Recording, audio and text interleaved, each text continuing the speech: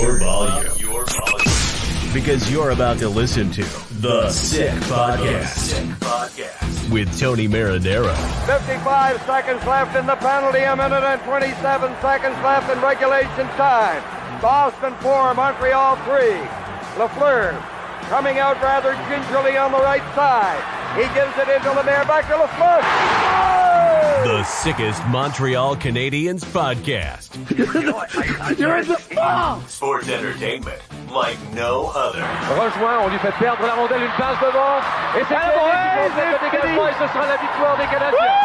Coupe Stanley pour les Canadiens.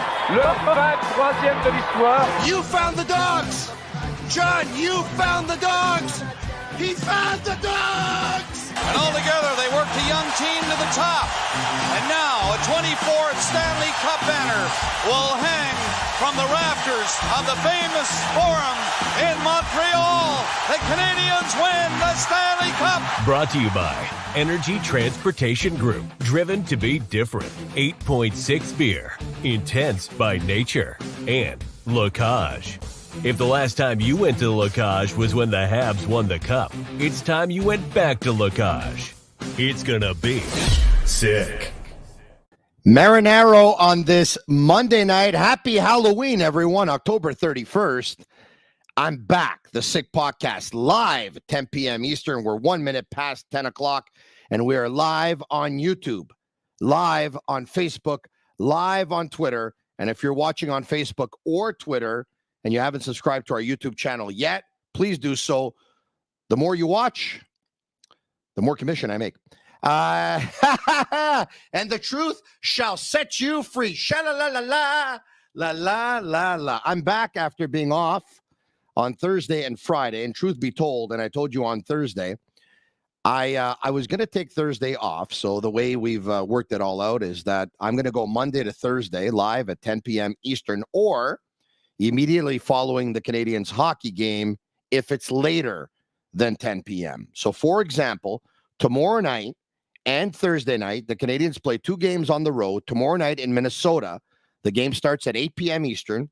And Thursday night in Winnipeg, that game also starts at 8 p.m. Eastern. Give or take, the game should be over at around 10:30 p.m.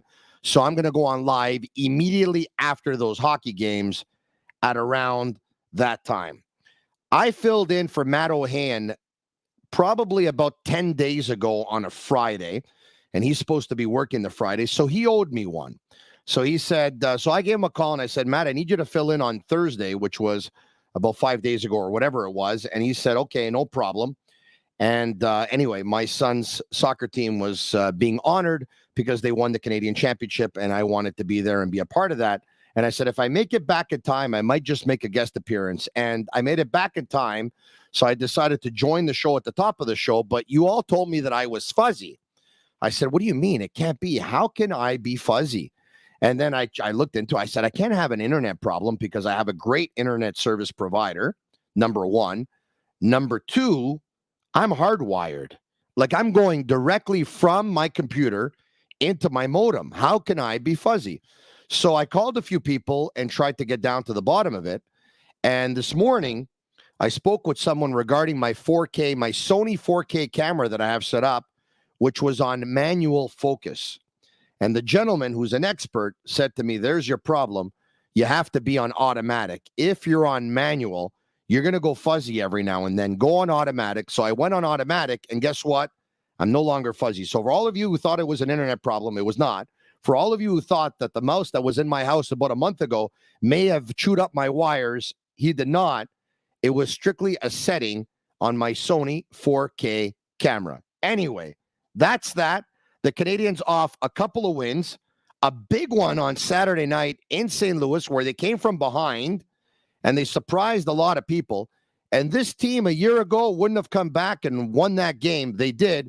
Christian Dvorak scored 3 goals. 73% in the circle, 18 minutes and 12 seconds of ice time, 2 goals for Cole Caulfield. He has 7 and 9. Those are 2 of the things that we're going to talk about. And we'll talk about the lines as well. We'll talk about Marty St. Louis getting a little upset with members of the media today, or lacking a little bit of patience, or maybe a question or two that he didn't like A couple of players who were healthy scratches last game, one who had a therapy day today, that and much more. The Sick Podcast, brought to you in part by Energy Transportation Group. And let me put on my glasses because old age sucks. In Italian, we say, vecchiaia è brutta, voglio. Brutta!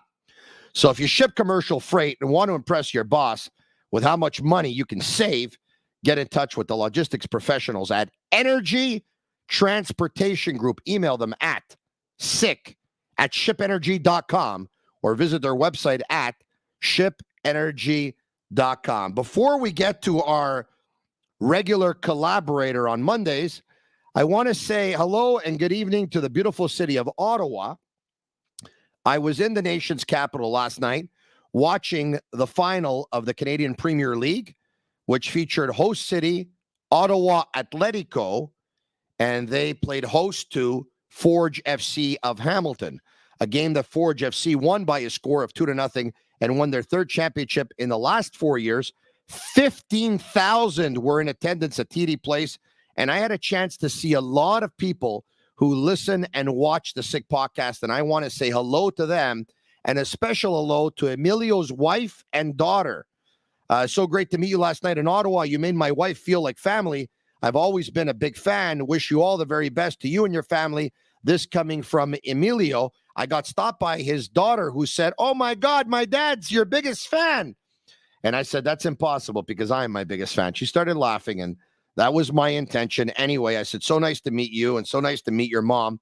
And they said, "You know what? Be awesome if we can call my dad." And I said, "Why don't you FaceTime him?" And his dad and his daughter tried to FaceTime and he didn't answer. And then she FaceTimed him again, and he did. And we had a quick FaceTime. And he said, "Tony, I really miss you. I used to listen when you were at the other station."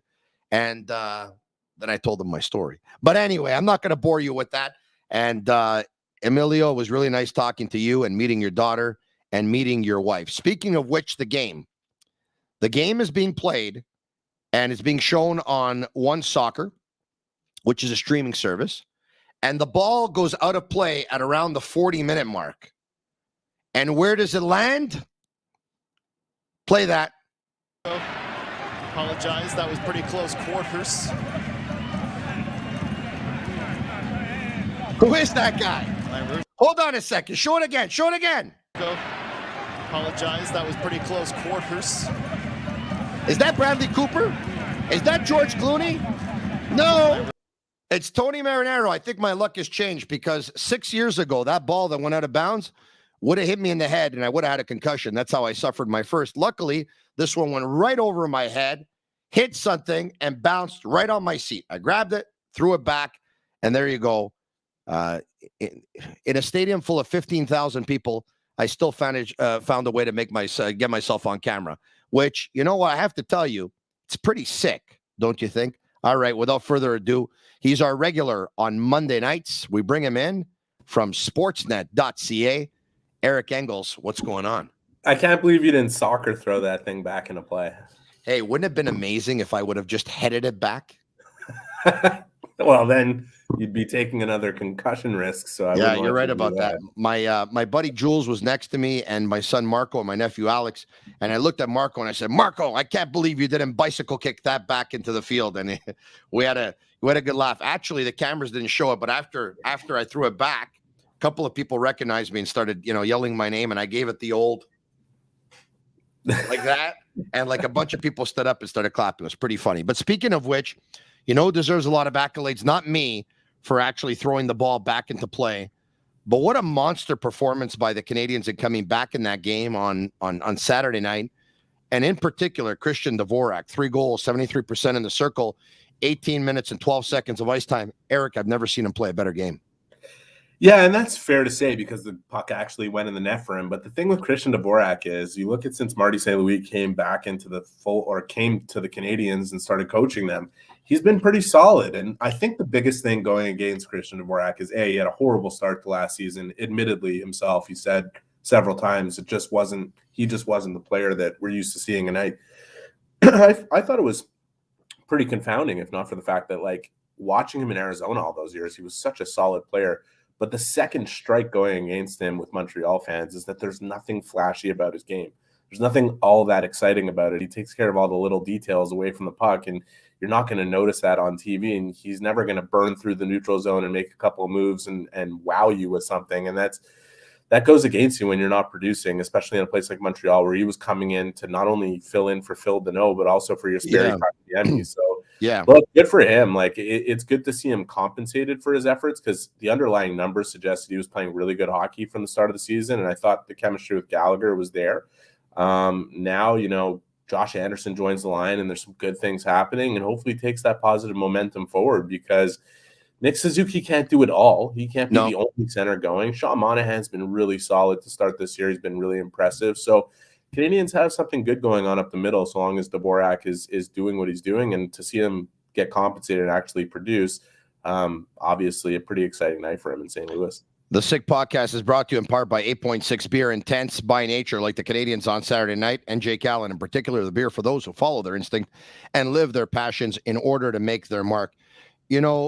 Every time I watch Christian Dvorak, he makes me laugh, because I think he's the player on the team who probably shows the least amount of emotion. This guy's got ice in his veins, and he kind of reminds me of Val Kilmer in Top Gun. I think we should call him Iceman. I don't know, but we were talking to Slafkovsky after the game, and we were talking about Dvorak, and he said, I didn't even focus on the hat trick. I was looking at his celly, just nothing on his face, no celebration at all. I thought that was stone cold. And it could be a good nickname for him, the Iceman. All right, so not only him, but Cole Caulfield scores 2 goals. He's now got 7 goals in 9 games. I think he's on pace for I don't know. Let's work it out here. So 9 times 9, 60. He's on pace for 63 goals. Yeah. I don't. If you take a look at the body of work since Marty St. Louis took over, clearly this is not just a hot season, and it's not a fluke. There's enough sample size to tell everyone that this guy is for real as a goal scorer. And my buddy Jules, when we were driving back from Ottawa, who doesn't watch much hockey, just all of a sudden says to me, he says, "Did you see the way Cole Caulfield shoots that puck?" He says, "He reminds me of a golfer who has the most amazing swing. It's effortless. It's his technique is incredible. And it's just, we didn't know how to explain it, but just basically say it was amazing." So I have to ask you, because I asked you probably about 2 or 3 weeks ago what they're waiting for a contract. For most Canadiens fans, this is done. It's an 8-year deal, and give him pretty much whatever he wants. And if he wants the same deal as Suzuki, you can give it. And if he wants a little bit more, knowing that Suzuki was signed 2 years ago, you can probably give more anyway. You said that, you know what, maybe both sides in the end, they're going to, he's probably going to sign a 3-year deal, and it'll be good for both sides, both parties. When do you think this is going to happen? I really can't say for sure, because like I said then, I don't think the incentive is there for Cole to rush into anything. And I think if the Canadiens are trying to save money by giving him an 8-year deal, they're not likely to do it, right?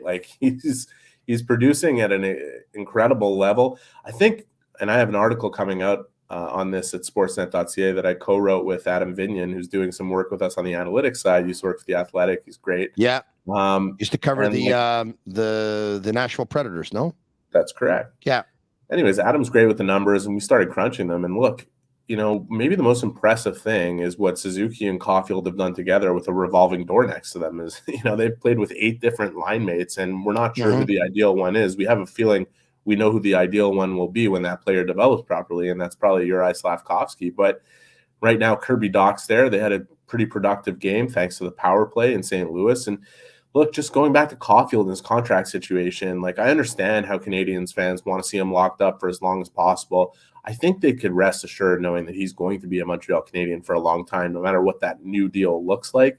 As a goal scorer, where goals are paid for as a premium in the NHL, if the Canadiens are going to save money on a long-term deal, they'd like to get him at a number that would be less than Nick Suzuki's or around Nick Suzuki's. And if you're Cole, you're saying, look, the cap is going up significantly, and in a couple of years from now, it could be well over $90 million. And if I sign that right now on the trajectory that I'm on, I might be selling myself short. And it's not like, he's looking at it like, oh, he should take a discount and the team should be able to compete and sign other players. If he does that, at the end of the day, he is delivering and deserves to be paid for it. And I think in his view, if he gets to a place where all they offer him is an 8-year deal that's around Suzuki's money, he is better off waiting and signing a shorter term deal that pays him a lot of money anyways, like Jason Robertson, who was talking about before, who had a 41-goal season in Dallas after a 17-goal season, and all of a sudden he's making $7.5 million for 4 years.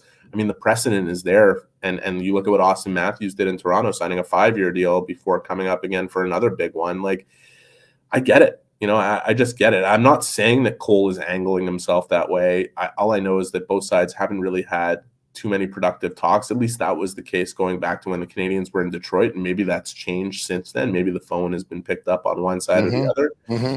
But I just think Canadiens fans shouldn't worry too much about this. One way or the other, Caulfield's going to be here for a long time because you don't let go of players like that. Well, they're just worried that they're not going to break the bank and give him $10 million. That's what they're worried about, right? Of course.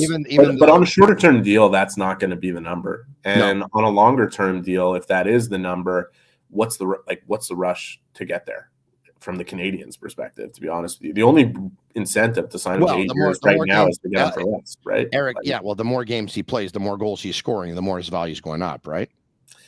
45 points in his last 46 games since St. Louis took over, and Suzuki's got 44. It's unbelievable. They're one of the most productive duos in the NHL, and like I said, with 8 different line mates. I mean, and none of them proving to be the perfect fit with either of them. So I think what's happening between the two of them is something exciting. And I think if you are a Canadiens fan, you're worried about the deal getting done. Cole Caulfield, one big incentive for him to stay long-term is that he'll have the opportunity to have Nick Suzuki be his center, and that the chemistry between them is undeniable. And not just because one is a natural playmaker and one is a natural goal scorer. Getting to how Cole scores his goals, it's so easy to focus on the shot, but I see a better player this year than we saw last year. Yes, sir. The puck is just finding him in the places because he's putting himself in the right places, and he's not cheating to get there. He's playing well all over the ice. It's impressive watching these guys on a nightly basis, and for a team that wasn't expected to win as much, and yes, they're on a nice run here, 5-4 on the season, 2 wins in a row, and doing better than anybody thought. And inevitably, the goaltenders will stop saving the pucks quite as frequently as they are. The defense might break down a little, or the offense might sputter a little. But these guys are appointment television. They're appointment viewing. It's worth watching the Canadiens just to watch those two guys play together. These guys are like tuning into the Sick Podcast. I have to tell you something. All kidding aside. You're so good, Tony, honestly. Thank you. I appreciate it. I got to tell you something. You and I could be Suzuki and Caulfield here in the Sick Podcast. You know what's amazing, Eric, is not only is Nick Suzuki a great playmaker and Cole Caulfield's obviously a great shooter, but it seems like they have a similar IQ, because Suzuki makes passes that you don't think he's going to make, and Caulfield is able to get open when you don't think he'd want to even try and get open, because there's no way that Suzuki could probably get him the puck for where he is. They're like bread and butter. They know exactly where they are. That second goal that he scored the other night on Saturday night, that pass from Suzuki to find Caulfield, wow. It was Gretzky-ish, Adam Oates-ish kind of a pass.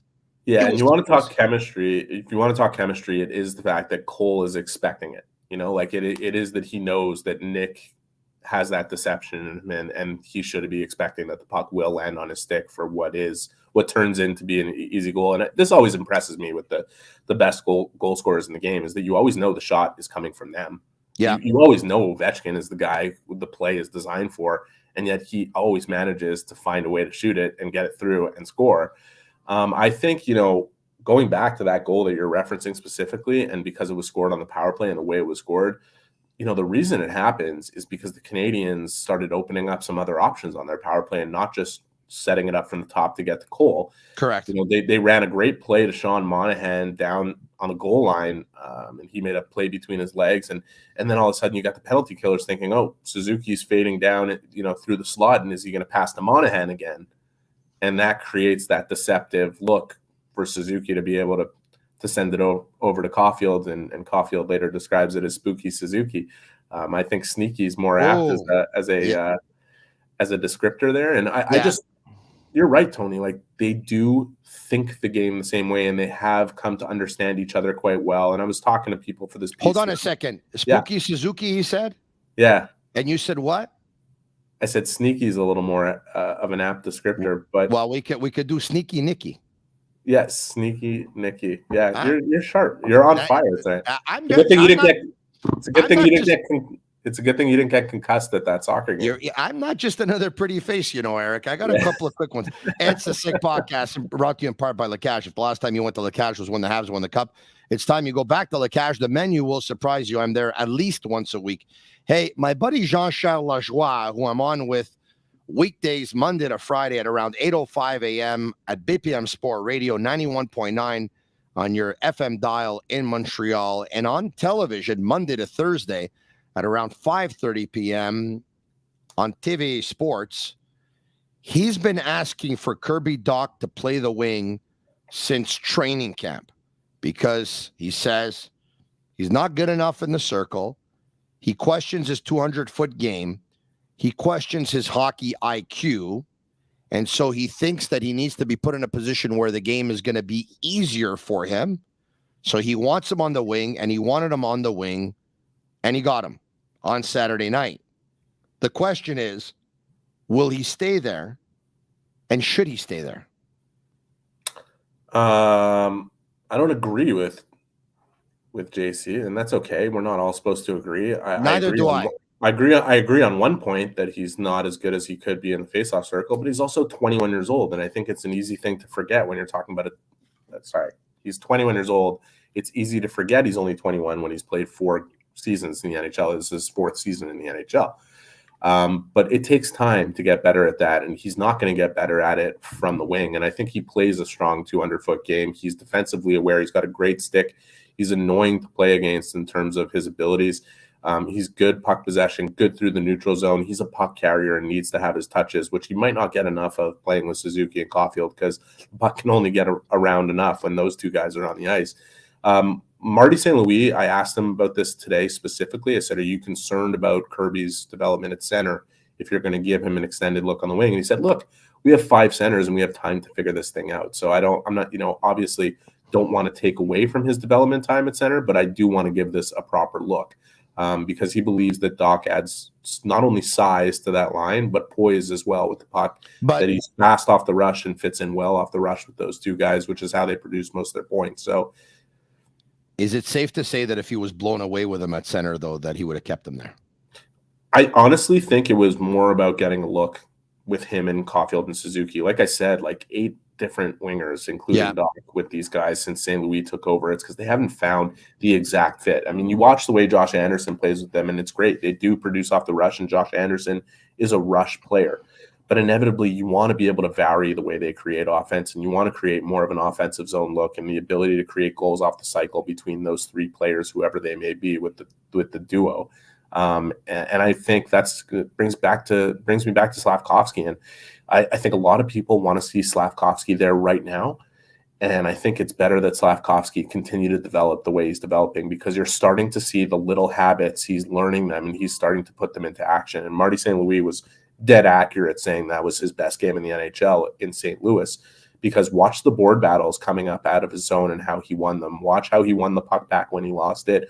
Watch those little things start to come together. And as he continues to build that in a more sheltered role, it'll be easier and easier to start envisioning him completing that line with Caulfield and Suzuki, because the work that he could do down low in front of the net, off the rush with his creativity and his intelligence and being able to read those 2 players and play with elite talent, there's no question that as a long-term fit, he really could be the guy. But you can't just start throwing him into 18 to 21 minutes a night playing against top lines and top defensive opposition before he builds up these habits in his game and builds up his confidence at this level. He's just learning. It's early in the process. Yeah. But man, as he goes along, you could see why it'll work. And I think the reason why Dach is there right now is because Monahan works really well in the middle and Dach is developing there.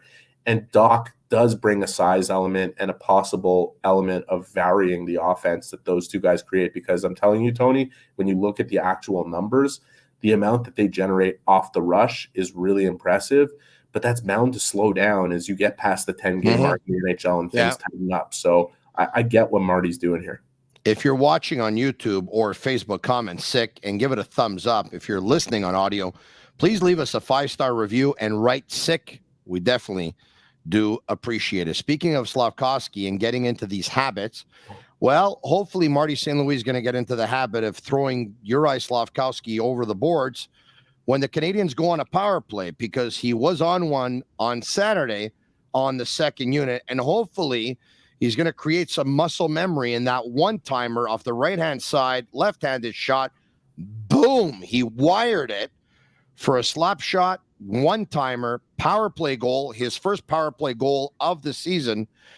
Eric, it looks like they had a plan for him to bring him along slowly but surely, and it looks like they put him on the power play just in time. Yeah. What a shot. Yeah, maybe they're not that dumb. Like everybody's saying, why isn't he on the power play? Why isn't he on the power play? And Marty's saying all along, he's got to learn our power play before we just throw him in there and like put him in a situation where he can possibly succeed. And what Slafkovsky himself revealed the other night is that he's been in on every power play meeting since the beginning of the season. He has been learning, and the opportunity to watch the game from above, because he was injured for 3 games and not made a healthy scratch, enabled him to also see how much time he might have and where he'd like to create opportunity for himself to be able to produce on the power play. And boom, gets out there on his very first power play. But look, he had a 30-second shift earlier in the game at the tail end of a power play, and then got out there for a real shift and scored. The coaching staff is not stupid here. They're bringing them along the right way. They're bringing them along the way you would want them to for an 18-year-old first overall pick in a pressure-packed market like Montreal, where they'll give him little pieces to bite off until he can chew more. And it just makes sense to do it this way. And I know if Kirby Dach has 1 or 2 games on that top line where it doesn't work the way it did in St. Louis, people are going to be banging their fists on the table and saying, put Slafkovsky there already. Well, just be patient. Yeah. Because if they bring this kid along the right way, it won't be for a couple games that he plays with Cole and Nick. It'll be for seasons. So, and that's what I think that's what they're angling towards here. And they're trying to build him into that player. And look, what the body of work, what the body is here. It's 6'4", 238 pounds. He's got to grow into it and learn how to use it. And as he does and starts to get comfortable with that, understand how he matches up physically with other players, he brings the elements that you would want to complete that line. Right? The ability to work down low, the ability to work in front of the net, the ability to join the rush with creativity, and the knowledge. I only said that 6 times before getting it right. The knowledge of how to play the game the right way, so that he's not caught just looking for offense and neglecting things on the defensive side against players that are elite. 30-second shift for Uri Slafkovsky with the Canadiens. 5-minute shit for Jonathan Huberdeau.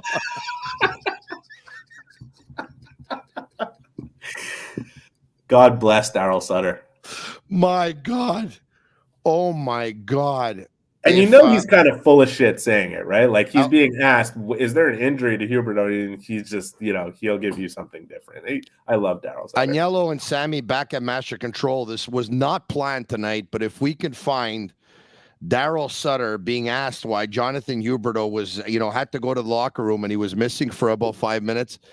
Oh my God. I think I watched that. I think I watched it 10 times over. I couldn't believe that he said that. It was absolutely, that was crazy, man. So if you're watching on YouTube or Facebook or Twitter right now, if you've never seen it, that's unbelievable. But anyway, the beauty of podcasts is that I could say that word right now and it's okay. And, okay. Is shit still a swear word? Is that a swear word? You know what? Listen, my current employers will be okay with it. And if I would have said that probably 6 or 7 months ago, I probably would have got in trouble. But then again, you answered a no on Marinaro. Yeah, maybe. I would have got in trouble, but others probably not. But anyway, okay. The Sick Podcast with Marinaro's Tascam equipment is supplied by Ericsson Audio, the choice of musicians, engineers, and broadcast professionals. Let's see if we can get that, by the way. Hey, Agnello and Sammy, can you guys come up now, or you can't come up because we have Eric? I'm trying. Let's see if they can come up. If they come up in 5 seconds, I know they can. Oh, they can. Look at, man. Guarda questo. Look at this guy. Look at that. What's the story there? What, you can't talk now or what? I don't hear you. Take yourself off mute. Now you hear me. Now I hear you. Yeah. What's going on? Did you find me that clip with Daryl Sutter by any chance? They're working on it right now. Yeah, they're working on it. Who's working on it exactly? Sammy and Juliana. Sammy and Juliana. Okay, so you let me know when you have it, okay? Yep, definitely. Happy Halloween. Happy Halloween, Sammy. Thank you. All right, okay. All right, I want to get to this, though. Here's the big news on Saturday night. Marty St. Louis with not an easy decision for some, maybe an easy decision for others. Some would say it takes a little bit of courage. Others will say not really, because two players who are in the final year of their contract, and Marty's no longer has the interim tag, so he's in full control. He's in full power. But Marty St. Louis makes Evgeny Dadonov and Jonathan Drouin a healthy scratch.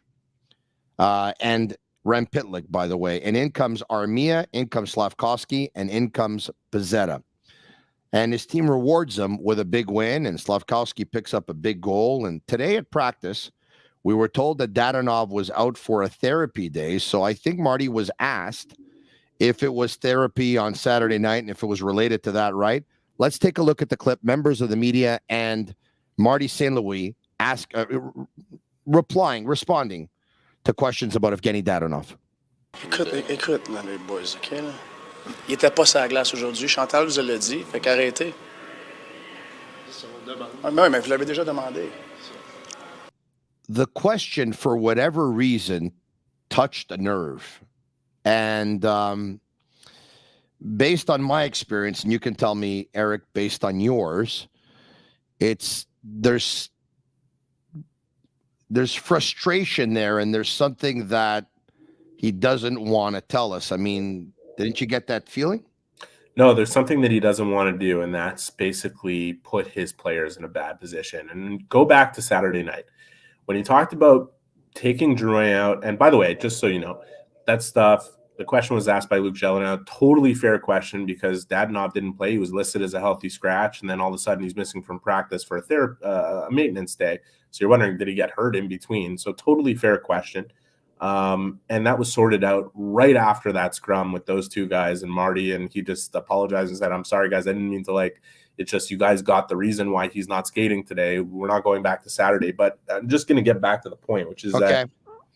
Oh, so he apologized. Yeah. This was squashed right away. What you catch on camera, and this often happens, right? We're with him every day. There's times where he's going to get annoyed or whatever it is because he doesn't feel the need to answer a question that he feels has already been answered, right? We knew that Dadonov was out for a therapy day, but it was a totally fair question because he was a healthy scratch on Saturday. So did something happen between Saturday and Monday that would have him missing practice? And it was speculation, of course. Joel Edmondson's making his way back to the lineup. The distinct possibility that Dadonov ends up on waivers over the coming days is certainly there. But I want to come back to Saturday night because when he was asked why Drouin, Pitlick, and Dadonov were coming out of the lineup, he said it's purely circumstantial. He didn't want to talk about how he had to make a decision, and the easiest decision for him to get three forwards in would be to take these specific three forwards out. And if those three forwards have been playing then better than other three forwards, it would have been somebody else. He revealed an answer later on when I asked him what he's looking to improve from Buffalo to St. Louis that kind of explained why the three guys that were coming in and the three guys that were coming out, which is that he said, I'd like some more consistency in the offensive zone. The puck has to be on the outside sometimes, but we need players going to the inside of the ice for us to get the puck to the inside. And that in itself was revealing in terms of why he selected Drouin and Pitlick and Dadonov to come out of the lineup and inserted these big boys, and it led to a win. But Marty himself, as a former player who's been in every situation, including being the healthy scratch, is not looking to denigrate the players. He already knows it's hard enough to be telling seasoned veterans in the NHL that they're not playing on any given night. And with 15 forwards, he's got an internal competition to manage. Now, that situation is going to change as we go along here, Tony, and provided everybody's healthy when Joel Edmondson comes back, which won't be tomorrow in Minnesota, but will be soon enough. Yeah. I think you're going to see – I think it's a strong likelihood, unless they decide to send one of their young defensemen to the American Hockey League, which I don't see happening at this stage of the season, but I could be wrong, that they're going to waive Evgeny Dadonov because he won't get claimed on waivers. Whereas if they waived Michael Pezzetta, I think they know that there's a really strong chance he would get claimed for because sure, of the element that he 100%. brings. So this is the reality. Kent Hughes has been calling all around the league to clear up the logjam at forward, and it's just not a possible thing to do in November when every team is tied up against the cap and no one's looking to not send money back in a trade like that. So this is the situation they have. And while he knows that every game he's going to have to, Marty knows every game he's going to have to scratch 2 or 3 players. And chances are they're going to be veteran players. And the last thing he wants to do is be going through the media and talking about how their performance isn't up to snuff or this or that. He's going to have those conversations with them and tell them what they can do to increase their standing within the team. But he's not going to do it with us. And that's, I think that's why he got his back up a little bit today when the questions came about Dadonov. Hoffman next? I don't know. I mean, the coach seems to have, I don't want to call it a blind spot, but a bit of a soft spot for Mike Hoffman. He sees a certain hockey sense and ability there that maybe a few people don't. You know, I will say this about Mike Hoffman because I find he's become a whipping boy within the Canadiens fan base. His effort has been pretty strong. Like I see him engaged physically and trying out there. His decision-making is certainly questionable, especially on the power play where he seems to make passes out there that no one is on the same page necessarily when he's making some of these plays. He does make some good ones too, and he's been a productive player under Marty St. Louis. But, you know, inevitably, if his production doesn't come up, and if the decisions don't get a bit better, the competition level will not necessarily be enough to keep him in the lineup. And he could find himself as one of those guys in that rotation. But we'll see. You know, it's a day-by-day thing, right? Eric, if I was Mike Hoffman, the first thing I'd do is take myself off Twitter. Somebody tweeted something the other day. I don't know if you saw this, but, you know, my expectations for you weren't very high when you were signed. But, I mean, I didn't think you were, you're even worse than I thought type of thing. And he liked the tweet. Oh, yeah? Yeah, he liked the tweet. And, I can understand if those people make nothing of it. Maybe you don't. But I just, Montreal, we know how Montreal is, especially if you're not bringing it. We know how passionate Canadiens fans are about their team. Like, I just, just be happy he doesn't play for the Leafs, man. If you're bringing it and you're scoring goals, that's one thing. But if you're not, like, scoring goals, generating offense, probably not a good idea for you to be on Twitter. You know what? I want to take it in another direction here because I got to say, the Washington media hands out an award every year to the player they feel is the most gracious with them, just the most pleasurable to speak to and everything like that. And I was thinking to myself today, if we did that in Montreal, I could easily make a case for Jonathan Drouin, because for him to be requested to speak after a game where he's a healthy scratch, and this is a difficult situation for him in what's been a very difficult era with the Montreal Canadiens. And he shows no hesitation whatsoever and comes out and talks and is gracious with his time and even answered extra questions from me on an unrelated subject today. Like, this guy takes so much heat in this market, and he's a stand-up guy. Like, honestly, if I were in his situation and I was being made a healthy scratch in a contract year where, I don't think he's been particularly bad since the season started. He obviously had a tough camp and started off a little behind the 8 ball, having missed some time with the flu.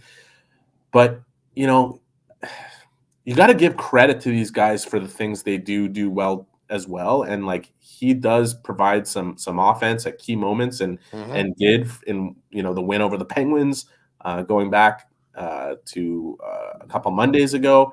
But he's a stand-up guy coming out and talking as a healthy scratch in a situation where he's probably not playing in Minnesota again come tomorrow.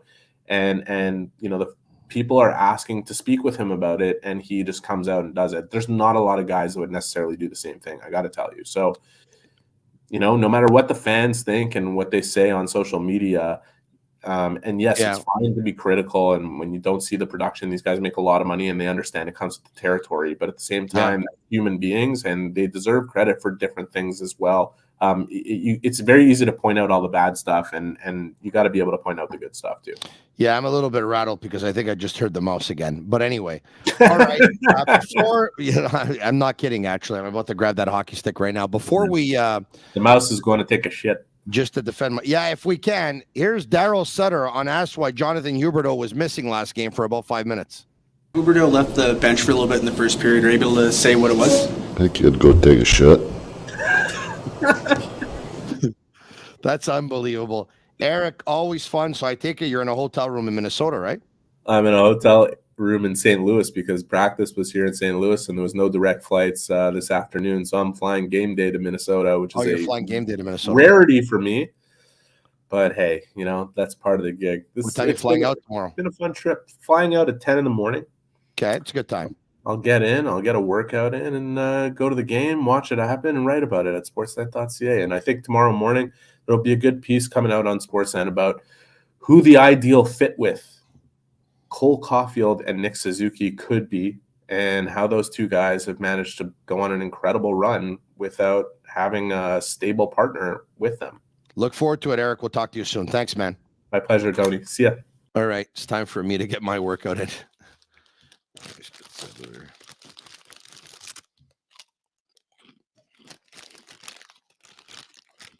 Anise flavored pizzelle, very good. I shouldn't do this. I got a note from somebody saying it looks so bad when you eat while you're doing your podcast. It looks terrible. Oh, sorry. Because if we're working in radio, we're eating all the time, but we just hit the off air button while we're eating, and you wouldn't know it, and that's okay. But while you're on camera, no, you can't eat. You can't eat. I can eat. It's my podcast. I'll do whatever I want. Thanks for your feedback, though. Anyway, I appreciate it. Eat some more. Very good. Okay. I am Sandro Da Vinci. Where's the Nutella? No Nutella for me. No thanks. Joe Peltier. Tony, cut the carbs. You think? Yeah. Easier said than done, I guess. I think I figured it out that I'm not supposed to be having carbs, but it's I'm not that disciplined. My wife is amazing. 63 pounds later, 6 months, 63 pounds. She's unbelievable. I brought up Jean-Charles Lajoie before, by the way, who I work. Tony, are you paying for a check mark on Twitter for $20 a month? I don't think I will. I don't think I will. In case you missed that, Elon Musk, of course, who took over Twitter and bought Twitter, one of the things they're thinking of introducing is if you're verified on Twitter, which I am, and I have that blue check mark, if you want to stay that way, you have to pay $20 a month. The $20 a month is not the problem. The principle of the whole issue to actually pay for the check mark, that's what bothers me. And I don't think I will. And I don't think I'm not going to lose followers because I don't have a check mark. And I don't think people are not going to follow me because I don't have one. So I think I'm going to pass on paying the $20. All right. I think I'm going to pass. Speaking of Jean-Charles Lajoie, a lot of people were wondering how my move would go to French radio and French television. Want to bring up something courtesy of hockey30.com, who got a sneak peek at the ratings before they actually come out. So this is up until last night or a couple of days ago. Jean-Charles Lajoie est en train de gagner son pari, meaning Jean-Charles Lajoie has won his bet. Les cotes d'écoute pour le show de Jean-Charles Lajoie montent en flèche. His ratings are going up big time. Son chum Tony Marinaro et la chimie incroyable entre ces deux-là a ramené les gens sur TVA Sport et sur BPM Sport. Bien joué, Jean-Charles. His friend Tony Marinaro and the incredible chemistry that they have together have brought people back to TVA Sports and listening to BPM Sports. Well played, Jean-Charles Lajoie. So needless to say, it's going well, where the ratings so far on French radio, BPM Sports, and TVA Sports Television have pretty much doubled from where they were 1 year ago today. And there's others who aren't doing as well. All right. I can't believe you actually quote a website that has made fun of players. Well, you know what? They used to make fun of me too. And so for a change that they haven't, I'm going to quote them. Tony, what do you think about athletes searching their name on Twitter? I think we all do it, unfortunately, and we probably shouldn't. Others coming in. Anthony laughed that one. Sandro Da Vinci says sick. Tony, keep up the great work. This coming in from Matthew Da Costa. And Crypto Bunny says, I don't need the check mark. Why don't we do this? Agnello and Sammy, let's go back to you. Take a little bit longer before I fire both of you, even though you own the company. What's going on? Hold on, we have something to use. Every time you make fun of us, yeah, we came up with a nice thing for you today. Watch. Yeah. We lost you. We lost you. Emoji too. Don't ever do that again. People are going to stop. They're going to stop tuning out. Look, don't do that again. Don't do that again. We got a problem here. What's the problem? And I know I'm in the minority here. Yeah. Well, the Canadiens have a record of 5-4. Yep. I wish their record was 2-7. Stop. Not because I don't like them. I want to rebuild. Did you see the highlights of Fantilli? Yeah. Have you seen the highlights of Bedard? But I kind of agree with George Larocque. You can't cheer for your team to lose. Huh? I can't do that. Are you, would you cheer for Bedard or Fantilli for the next 10 years? No, because I don't believe the Canadiens, the way they're playing, are going to finish in the bottom three. I really don't. No, I know, but that's what my problem is. I'm upset about it. Like, I wanted them to be a team that was going to lose most of their games. And based on what I'm seeing and based on it looks like they're going to be progressing and getting better all the time, I don't think we're going to see a team that's going to finish in the bottom three or bottom four or bottom five. A lot of people are commenting that they're going to make the playoffs. Now, I said at the end of the year, at the beginning of the year, I think I said before the season started, I think they said they'll finish in the bottom 6, and I can see them finishing in the bottom 10. That's the best season I thought they'd have.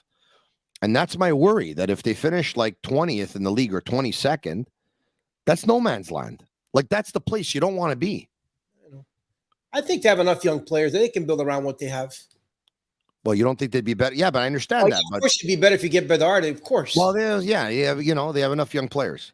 But I don't know. Yeah, I always want. You have enough podcasts. If you had a chance to add another Tony Marinaro, would you want to add another Tony Marinaro? Oh, I have to think about that. Hey, stop. Stop. One of the best drafts in the history of the National Hockey League is going to be 2023. Now, a lot of people, you know what they're saying? They're saying, okay, so based on that reason, you don't have to draft first. I get that. But, I mean, the first, second, and third picks are going to, those are home run picks. I agree. You never know. They might make trades at the end. You don't know what's going on. Our buddy Chris Latournade, whichever of these, the top 3 players that are going to go in the draft, these guys, their rookie card's going to be at $3,000, $4,000, $5,000 right away. I know. It's unbelievable. I think there's a new series of cards coming out in November with a good class too. November 9th. I think we're going to have them on for that box with the Bucks. Oh, yeah? Yeah, we're going to try. All right. Okay. So listen, what do we want to do here? We're going to take comments. We're going to take questions. What are we doing here? I was going to put up some comments for you. Did the Leafs fire their coach yet? No, not yet. You have your eye on it just in case it happens or what? Time for you. Keep us on our toes. Yeah, they would never put that out, by the way, at 10:48 p.m. Eastern time. That's usually something that goes on, a press release will go out or a tweet will go out in the morning at around 9 o'clock, because then they would summon all members of the media at around noon, like 3 hours later. So it's not going to happen now. They play the Flyers Thursday night. So then if they do it, they'll probably do it after that if they lose. But the Leafs are a disaster right now. Disaster. Barry Trotz has to be going to Toronto. If they lose a couple of more games, you'd have to think they're going to bring in Barry Trotz, who used to be the coach of the Washington Capitals. And before he got there was a country club environment and atmosphere within the Capitals. And they brought in Barry Trotz, and he basically just got down to business, and that team won the Stanley Cup, and then he left. You'd have to think, and I know Claude Julien's name has been thrown out there and stuff like that. You'd have to think that if Sheldon Keefe loses his job, Barry Trotz is the guy taking over. I read somewhere that Trotz doesn't want to come back. He wants to take a break. I don't know if it's true or not. You read this where exactly? I don't remember where I read it. I read so much. I don't remember where I read it. Why don't you pick up the phone and call Barry Trotz yourself? I can. If you want, I'll do it tomorrow. Yeah. You have his number or what? You want his number? I can't give you his number. Okay. Are we going to take some questions here? We're going to take some calls. What are we doing here exactly? Yeah. He didn't tell me what we're doing. He just got rid of me. How long does Dadanov get till he gets waived? 20 games. He's done, I think. I think he could be done. Yes, I think he could be done. Next. Ryan Katz. As of this moment, there are 6 teams that really look like they want Bedard. Montreal isn't one of them. Ryan, I agree with you. Next. Tony Titani. Habs need another tank year. We are blowing it with these pointless wins. Tony, I agree with you. Next. Tom Crouchman. Again, Hudson and Mayu on the power play and Dobish in net. Then we are ready for the playoffs. You're probably not wrong. I think Hudson and Mayu are going to be the 2 best players, 2 best defensemen to play the Canadiens power play in quite some time. Lane Hudson scored a goal the other day. It was out of this world. The players never want to pick, says Adam Lancaster. That's true. We agree on that. Seeing the Leafs lose like this, meanwhile, they are insanely good on paper is hilarious. It is. Patrick Waugh with the Toronto Maple Leafs, I don't think that's going to happen. Tony, 2 Marinaros, it would be like 2 positives or 2 negatives coming together. They would repel. Maybe. Others coming in. I'm reading some of your messages off YouTube, by the way. They should hire Michel Therrien, says Andy. I think Michel is in retirement. He doesn't want to come back. Living it up in Hollywood, Florida. That's where he is right now, by the way. He's got a place in Hollywood, Florida. Tony, are you watching the World Cup without Italy in it? No, I don't like soccer at all. I only watch for one country, and when they don't play, I don't watch any games. That's why I drove 2 hours to Ottawa yesterday to watch a game between Ottawa and Forge FC in the CPL. Yes, I'm going to watch the World Cup. I have soccer in my blood. I love it. Obviously, if Italy would have been there, I would have had more rooting interest, but I would have been divided, like 50% Italy and 50% the Canadiens men's national team. And now seeing that Italy is not there, I'm going to be 100% for the Canadiens men's national team. So it's probably not a bad thing in a way. And you know what? Italy didn't deserve to make it. And as much as I like the Italian national team, when they deserve to win, they deserve to win. When they don't deserve to win, they don't deserve to win. And they didn't deserve to qualify for the World Cup. So in the end, they got what was coming to them. Drawing on the first line with Nick and Cole. I don't see it. That's coming from Alexander Moyes. Trade Allen and Anderson to the Leafs for 2 firsts and a prospect. The problem with that, what if Anderson and Allen help the Leafs win a Stanley Cup? Then you'll have helped the Toronto Maple Leafs win a Stanley Cup. I would trade my guys, but I wouldn't trade them to Toronto. Last thing you want to be known for is helping the Toronto Maple Leafs win the Stanley Cup. Italian national team needs a rebuild. Yes, it already started. With Skamaka and Raspadori and a bunch of others. Opinion on Qatar. I'm not so sure I'm going to be pretty cool with the World Cup taking place from November 21st to December 18. It's kind of different, but for me, I'll be watching. Tony, if all the defensemen are healthy now, how would you pair them up? I don't know yet. Tony, they need Anderson so bad, says Chubb Norris. You're right, they do. Tony, you spoke about CPL this morning. Why is it taking so long to get a team in Quebec City, according to you? Well, they have their own league here in Quebec City, which is the PLSQ. And for the longest time, I think they wanted teams in the PLSQ. And I don't know whatever other reason they have. I definitely think the province of Quebec can support a CPL team. I think you can put a CPL team in Laval. I think you can put a CPL team in Quebec. I think the province of Quebec can support 1, maybe even 2 CPL teams. I think we like soccer here. I think you just have to be smart about it. I think you got to put a bunch of Quebecers on the team, maybe even all of them. My buddy Jules has a good idea. Call them with a Quebecois. Splash the fleur-de-lis everywhere. Give players from here an opportunity. And I'd love to see Montreal have a CPL team. I'd love to see Quebec City have a CPL team. I'd love to see 2 CPL teams. So anyway, I don't know. 1-888-585 sick 1-888-585-7425 if you want to give me a call. Why is pairing of Monahan and Slafkovsky makes sense to me? Am I crazy? No, you'll see them playing together at one point. You will, even though Slafkovsky played last game with Evans and Pizzetta, and Monahan and Hoffman had Armia at right wing and not Slafkovsky. You like Slafkovsky on the right, or do you like him on the left? Tony, CF Montreal will suffer without being on television. They're going to be on Apple TV. You're probably right. I hope not. I did read that there is going to be some, they can have programming. They can have a channel on Apple Television that they can have one of their providers from here actually offer programming, and they can have like pregame shows and postgame shows and stuff like that. But I hope not.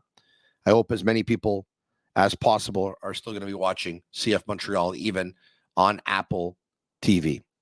It's some will say it's a very good deal for the MLS. Others will say that it's probably not a great deal for the Canadian teams. We'll have to wait and find out. I didn't know that. Last week I read that it was over for local broadcasters. Well, it is on cable, but local broadcasters can still be hired and they can still have a show on Apple TV, and you can still kind of have an in-house show with either pregame or postgame or something like that. I believe that's what I read. Others coming. What just happened there? Are we going to John in Toronto? John. Johnny there. And Yellow and Sammy just have to put him through and hit a button. All of a sudden, I'm going in the back and this and that. John. Hey, Tony. Hey, how are you? How are you? You're not too bad. It's John from Toronto. Yeah. This is my second time calling, by the way. Oh, really? Maybe we should have a prize for you on the third time. How you doing? How you keeping? I'm fantastic. Okay, good. Hey, how are you? Tony, I'm pretty good, thank you. Oh, good. Happy to hear Listen, I just have one question. Do we know the roster for tomorrow evening's game? Do we know the roster? We don't know yet. I mean, tomorrow is game day, and there could be some changes to the roster that won on Saturday night. But I would say that they're probably going to go with the same roster. Okay. Fair enough. All right. Thank you, Tony. Enjoy the rest of your evening. I don't know if they're going back to Jake Allen or they're going to Montembeault. I mean, that could change. Keep in mind, they also have a game in Winnipeg on Thursday night. So, listen, Allen will play one, and Montembeault will play the other. So, Allen's going to play. My guess is that they'll go with Jake Allen tomorrow, and they'll go with Samuel Montembeault on Thursday night in Winnipeg, and then they'll come back to Jake Allen on Saturday night when the Canadiens host the Vegas Golden Knights.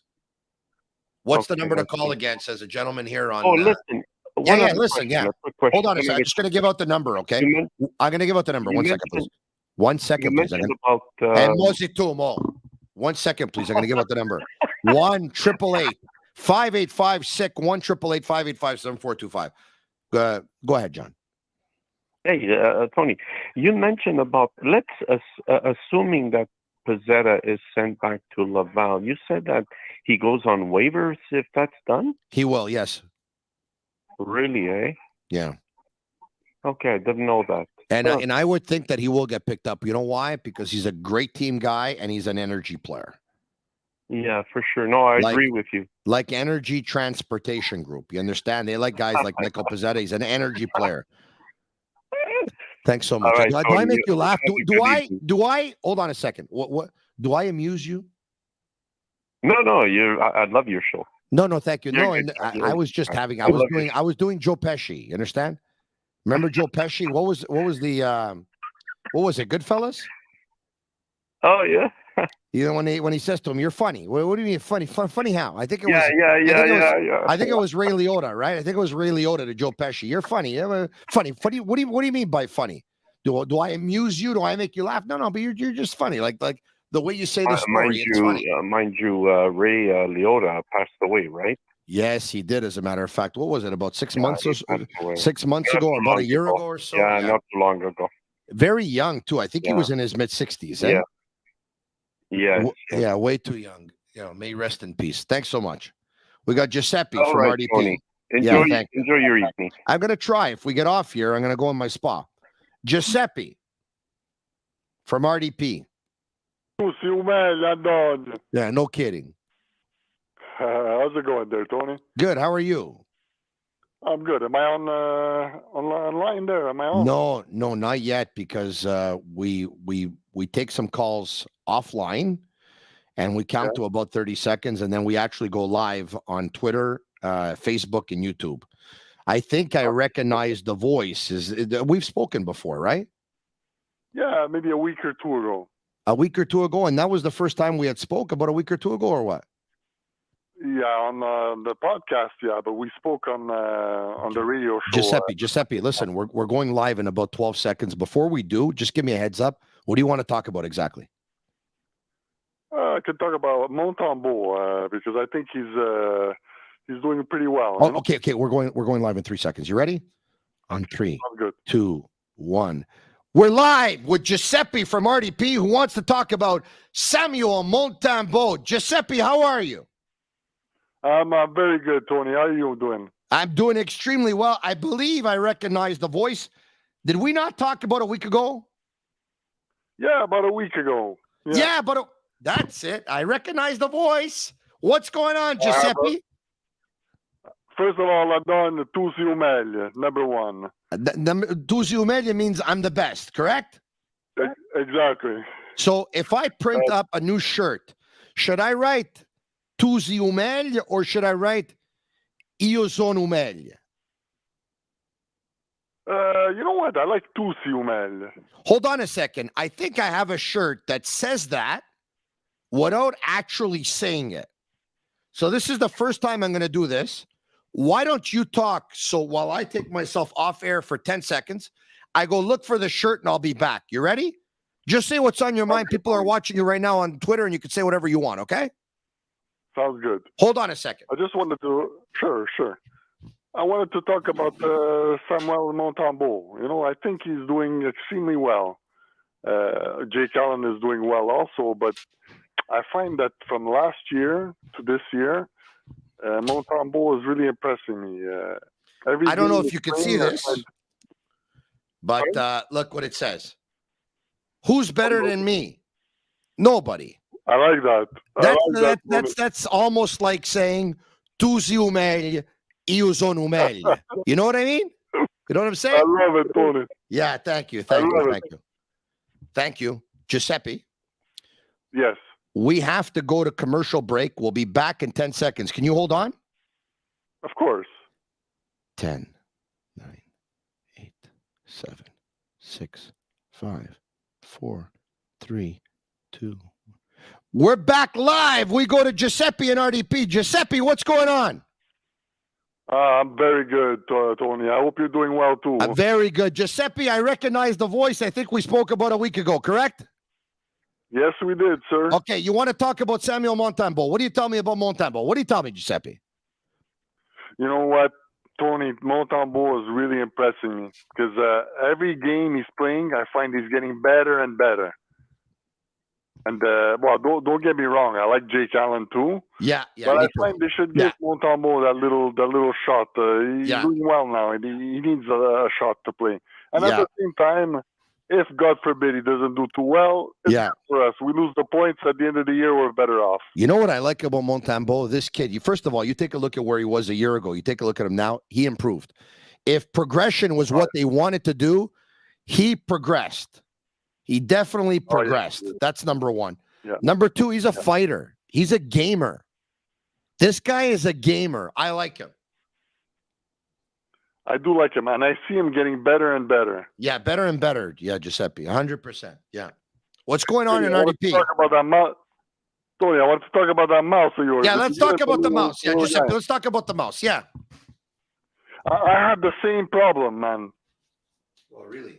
But I got an exterminator. He came in, fixed the problem. Oh, really, eh? Exterminator. What did they do? They dropped a little bit of poison on the floor or what? What's the story? No, it was in the attic. I never saw him, but I had a guy go in the attic, and he saw like excrements in the attic, you know? Yeah. He saw in the attic that of course, naturally. That's what happened. Yeah. All right, my man. See, you know, 1 out of every 5 houses has that too. Eh?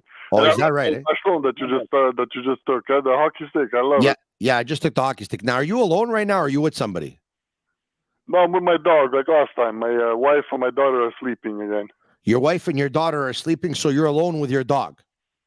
Yeah. Yeah, what kind of dog you have exactly? Jack Russell Terrier. Oh, that's nice.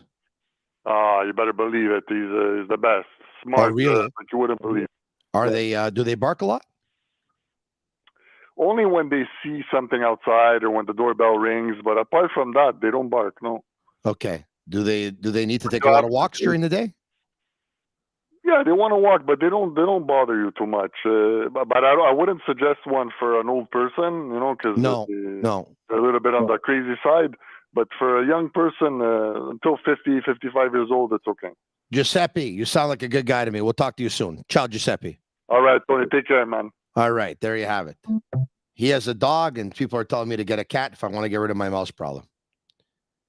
We had a nice chat off the air. Then we went live 10 seconds later. Then we talked for about a minute.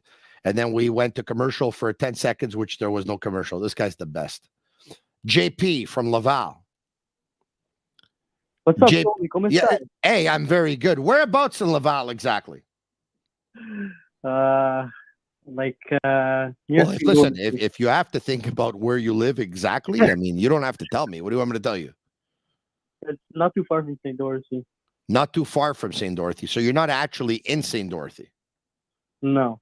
So where are you in exactly? Where were you? Laval West. Oh, Laval West.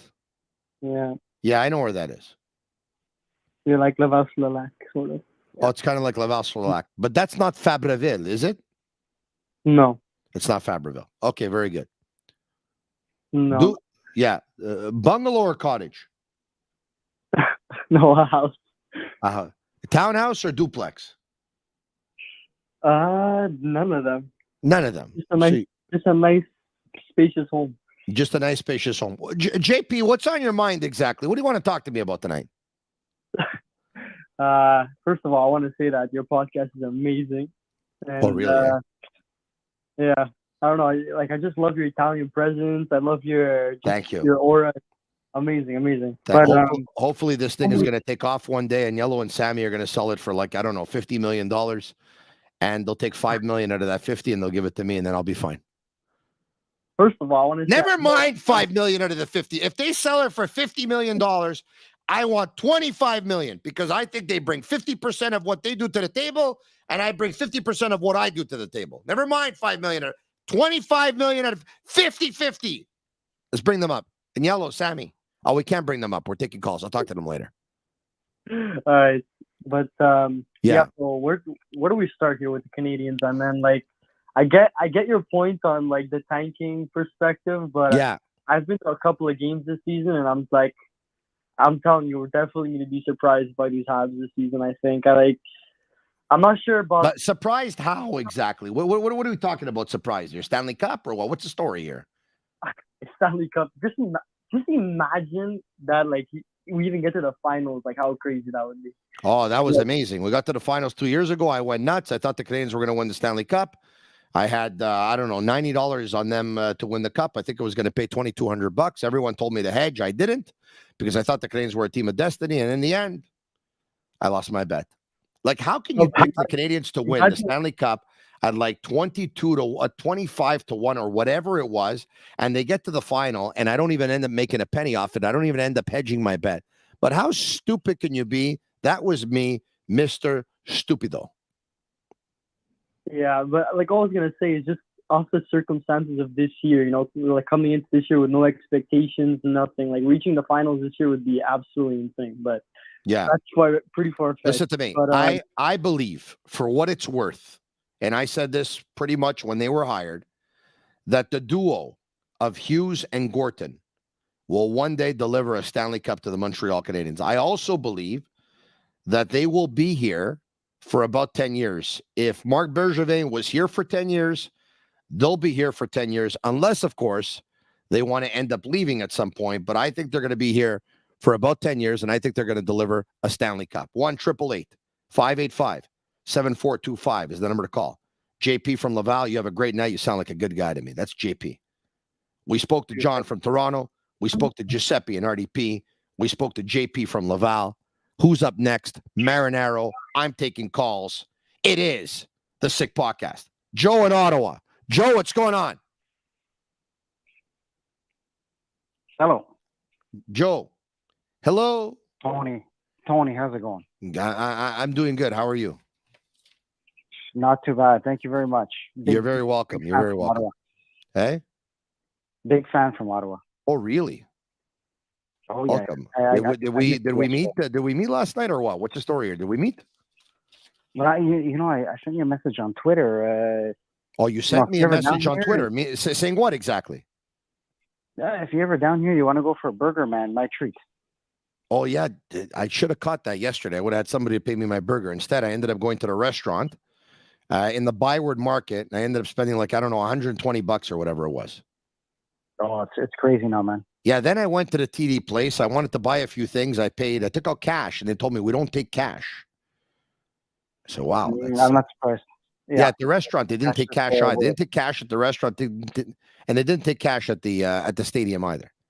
So I had to pay on the credit card. You understand? I'm not going to say which credit card I paid for because there's no credit card company that sponsors this podcast yet. But once they do, I'll give them all the mentions in the world. Joe, what's going on? Not too much, man. Just a big fan, hoping for that rebuild. But you want the rebuild too, eh? 100%. But young players are progressing and doing well. I guess it's a bit of a win-win, right? It is. Well, it's a little bit of a win-win until, of course, the draft comes around. The Canadiens have the 13th pick, and you're going to see Bedard, Fantilli, and Michkov go in the top 3, and then you're going to wish you're one of those teams that got them. And then those teams that ended up selecting them for the next 10 years, you're going to see franchise players, and you're going to hope the Canadiens would have had them. And at that point, it's not a win-win anymore, Joe. You know what I mean? 100%. Yeah. And it's just that one more year we need. Because this year's draft is looking to be, fantastic, right? So yeah, it's just that one more year, but the young players are doing well. So it's, at the same time, you get excited to see Caulfield and Suzuki, and Gooley and the young guys progressing. So it's, ideally you want to see 5-4 losses, right? With the guys playing well, exciting hockey. You know what I mean? Oh no, hold on a sec. Who is that exactly? That's my son, my youngest son. He's still awake right now. How old is your son? He's 10. He's 10 years old. And he's got school tomorrow. No. Tomorrow's a therapy day. He's special needs, so he has no school tomorrow. So he's up a bit. All right. Okay. What's his name? Angelo. Angelo. Yeah. All right. Can I say hello to Angelo? Is that possible, or? As you can see, I have my earphones on because my wife is sleeping. Okay. All right. You know what? You tell Angelo hello from Tony Marinaro. Angelo, Tony says hi. Can you say hi? Hi, Tony. Hi, Angelo. All right. That's my buddy. That's Angelo. All right. Okay. Angelo. Awesome. You know what? There's one thing quickly I want to run by you because I've been thinking about something, for the NHL, and I don't know if the league will go for it, but I think it's something that would be fair for Canadian teams. Tell me. Let me know what you think. So I've been thinking, to make things fair with the cap, we need some sort of an inflator that takes into account the income tax of the area. 100%. Right now, the American teams have such a competitive advantage. I understand, but here's the deal. Canadian teams. Do you think the league wants to overpay? Do you think, but Angela, Joe, do you think the league wants Canadian teams in the Stanley Cup final? 100%. You know who they want in the Stanley Cup final? They want the Los Angeles Kings in the Stanley Cup final. They want the New York Rangers in the Stanley Cup final. They want the Dallas Stars in the Stanley Cup final. They want the Boston Bruins in the Stanley Cup final. They want the Chicago Blackhawks in the Stanley Cup final. Those are the teams that they want in the Stanley Cup final. They don't want the Montreal Canadiens, the Winnipeg Jets, the Calgary Flames, the Edmonton Oilers, and all that stuff. Even though Edmonton Oilers would have Connor McDavid, they want American teams in the Stanley Cup final. So even though the Canadian teams are at a disadvantage, I don't think they're going to do anything to help the Canadian teams. I don't think they will either. But when you think about it, where's the money coming from? Canada. And I know growth. Yeah. They look at the States, right, for growth. But in terms of, stable income, it's always been Canada, right? Joe, you have been heard, and you give us something to talk about on the next edition of the Sick Podcast. Thanks so much, my man. I appreciate it. Thank you very much. NBC, 3 p.m. on Sundays. They want those teams. This coming in from Eric Lavallee. All right. So for all of you who missed it earlier on this evening, when I talked about the fact that the Montreal Canadiens will visit the Minnesota Wild tomorrow night at 8 p.m. Eastern, that game will end, give or take, at around 10:30 p.m. So even though the Sick Podcast starts at 10 p.m. tomorrow night, we're going to start later. We're going to start immediately following the hockey game. Right after the hockey game, we'll be on live on YouTube, Facebook, and Twitter. Tell your friends about it. Tell them the podcast is sick. Marinaro, the Sick Podcast, brought to you in part by Energy Transportation Group, 8.6 Beer, and Lacage. Thank you, all of you, for watching. Thank you, all of you, for telling your friends and family about it. Thank you to Angelo for staying up a little bit past his bedtime. And I wish that young man all the best. He sounds like a really, really nice and adorable kid. Angelo, you're the best. And so am I. Hey, Angelo, I'm Marinaro. Good night. And that's a wrap. Hope you don't miss us too much until next time. Follow the Sick Podcast with Tony Marinaro on YouTube, Instagram, Facebook, Google Play, and Apple Podcasts. The Sick Podcast is brought to you by Energy Transportation Group, driven to be different, 8.6, intense by nature, and La Cage. If the last time you went to La Cage was when the Habs won the cup, it's time you went back to La Cage. The menu will surprise you.